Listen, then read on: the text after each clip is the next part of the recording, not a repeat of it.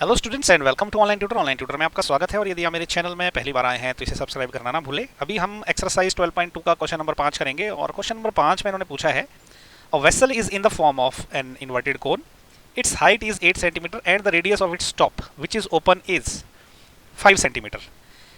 It is filled with water up to the brim. When the lead shots, each of which is sphere of radius 0.5 centimeter, are dropped into the vessel, 1/4 of the water flows out. Find the number of lead shots dropped in the vessel. Okay. तो देखो ये बोलना क्या चाह रहा है ना, एक ऐसा कोई बर्तन है जो कोन की शेप का है. ओके, इन्होंने क्या किया ना, इसमें कुछ लेड शॉट्स लिए जो कि स्फीयर के शेप के और वो उसमें इन्होंने गिरा दी. अब क्योंकि इसके अंदर जब ये गिराया तो यहाँ से पानी बाहर आएगा. ओके, तो ऐसे इन्होंने बहुत सारे गिराए, जैसे एक और गिरा दिया और पानी बाहर आया. ओके, थोड़ा सा और गिरा दिया और पानी बाहर आएगा. तो मैं क्या करता हूँ, ये लेड शॉट को ना मैंने ये बड़ा ड्रॉ कर दिया है. तो बेसिकली हमें अब ये पता करना है कि ऐसे कितने लेड शॉट गिराने पड़ेंगे इसके अंदर. ओके, ये मैंने थोड़ा सा बड़ा करके ड्रॉ किया ताकि आपको मैं थोड़ा एक्सप्लेन कर सकूँ कि इसके भी डायमेंशंस क्या क्या होंगे. ओके, तो सबसे पहले ये जो है ना, ये कोन, इन्होंने क्या बोल रखा है कि इस कोन की जो हाइट है ना, मतलब यहाँ से लेके यहाँ तक का जो डिस्टेंस होता है, इसकी जो हाइट है वो है 8 सेंटीमीटर. ये इन्होंने दे के रखी हुई है. ओके, और इसकी जो रेडियस है, रेडियस उन्होंने बोला जी रेडियस तो है 5 सेंटीमीटर. ओके, तो हम क्या करेंगे, इस कोन का पहले वॉल्यूम निकालेंगे. ओके, उस वॉल्यूम का क्या करेंगे, फिर 1/4 निकालेंगे हम और उस 1/4 को इक्वेट करेंगे इसके स्फीयर के जितने भी हम डालने वालेंगे उसके वॉल्यूम से. ओके, तो हम ऐसा कर लेते हैं. सबसे पहले हमें क्या क्या दिया है वो देख लेते हैं हम लोग. हमें क्या दिया है, हाइट ऑफ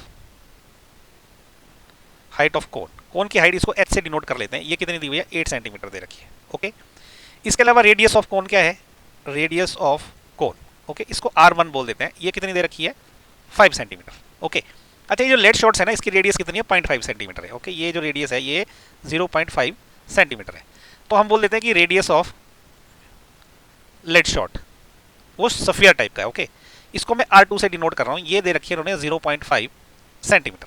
ओके, अब देखो वॉल्यूम ऑफ कोन क्या है, वॉल्यूम ऑफ कोन, कोन के वॉल्यूम का फॉर्मूला क्या होता है, वो होता है 1/3 पाई r स्क्वायर h. ओके, तो ये क्या रहेगा, वैल्यूज डाल देते हैं. 1/3 इंटू पाई की वैल्यू में डालूंगा नहीं क्योंकि अब जब इक्वेट करेंगे तो कैंसिल हो जाएगी. ओके, r जो है इस बारी r1 वाला लेना है क्योंकि हमें इसका रेडियस लेना है. ओके, तो ये हो जाएगा 5 multiplied by 5 into h. h क्या है हमारे पास, h इज 8. ओके, तो ये कितना हो जाएगा आपका, ये हो जाएगा, इसको मैं गुणा नहीं करूंगा. ओके, ये ऐसे रहते थे pi into 5 into 5 into 8 divided by 3. इतना आ गया कोन का वॉल्यूम. ओके, इस कोन का वॉल्यूम इतना आ गया. कैलकुलेट में जानबूझ के नहीं कर रहा हूं क्योंकि मुझे इससे ये इक्वेट करना है. ओके, अब वॉल्यूम ऑफ स्फीयर क्या रहेगा, वॉल्यूम ऑफ स्फीयर या लेड शॉट लिख लेते हैं. वॉल्यूम ऑफ लेड शॉट ये कितना होगा आपका, इसका जो वॉल्यूम क्या रहता है, इसका फॉर्मूला होता है 4/3 पाई r की पावर 3. तो r इस बार क्या है, r2 रहेगा क्योंकि इसका ये जो रेडियस है r2 है. तो इसकी भी वैल्यूज डाल देते हैं. ये हो जाएगा 4/3 पाई की वैल्यू में जानबूझ के नहीं डाल रहा क्योंकि जब इक्वेट करेंगे तो कैंसिल होने वाला है. ये मल्टीप्लाइड बाय r2 कितना है, 0.5. इसको मैं 0.5 को मैं क्या कर देता हूँ, इसको 5/10 लिख सकते हैं डेसिमल हटाने के लिए. तो ये कितना हो जाएगा, ये 1/2 हो जाएगा. ओके, तो इसको मैं क्या लिखूंगा, ये हो जाएगा 1/2 गुणा 1/2 गुणा 1/2. तो ये इस लेड शॉट का वॉल्यूम आ गया. अब क्या है ना, हम ऐसा मान लेते हैं कि x number of lead shot इसके अंदर हमने डाले, वो 1/4 पानी बाहर निकालने के लिए. ओके, तो हम ऐसा बोलते हैं कि let x number of lead shots, ये नंबर्स है. Okay, lead shots are put into vessel. Vessel मतलब कोन की वेसल है. ओके, अब देखो इसका मतलब क्या है ना, कि अगर मैं इसके वॉल्यूम को x से मल्टीप्लाई कर दूं, मतलब x मल्टीप्लाइड बाय ये जो स्फीयर का वॉल्यूम है, ओके, लेड शॉट का, ये क्या होगा 4/3 पाई इंटू 1/2 इंटू 1/2 इंटू 1/2. ये किसके बराबर होना चाहिए, ये जो कोन का वॉल्यूम है ना इसका 1/4, क्योंकि ये देखो इन्होंने लिखा ना कि 1/4 पानी बाहर आया, तो इसके 1/4 वॉल्यूम के बराबर होना चाहिए. तो ये क्या हो जाएगा 1/4 मल्टीप्लाइड बाय जो भी इसका वॉल्यूम है. तो इसका वॉल्यूम क्या है, pi multiplied by 5 multiplied by 5 multiplied by 8 divided by 3. अब देखो मुझे ये x निकालना है तो मैं इसको यही रहने दूंगा, बाकी सब उस तरफ लेके चला जाऊंगा. ओके, तो x इज इक्वल टू, वहां पे ऑलरेडी क्या है, pi multiplied by 5 multiplied by 5 multiplied by 8. नीचे क्या है, ये वाला 4 मल्टीप्लाइड बाय 3, ये ऑलरेडी इधर है. अब यहाँ क्या है ना, जो जो चीज़ें ऊपर है वो नीचे जाएगी, जो जो नीचे है वो ऊपर जाएगी. ओके, तो देखो नीचे क्या क्या है, इधर ये 3 है, 2 2 2 3 बार, तो 1 2 और 3 बार 2 है. ओके, डिवाइडेड बाय ऊपर क्या है, ऊपर एक 4 है और पाई है, 4 है मल्टीप्लाइड बाय पाई है. ओके, इतना ही है. अब क्या है कि अब इसको हम सिंप्लीफाई करेंगे, जो भी काटने के बाद बचेगा वो हमारा आंसर रहेगा. देखो सबसे पहले पाई से पाई कैंसिल हो गया. ओके, अब ये क्या करते हैं, इसमें से क्या क्या कटेगा वो देख लेते हैं.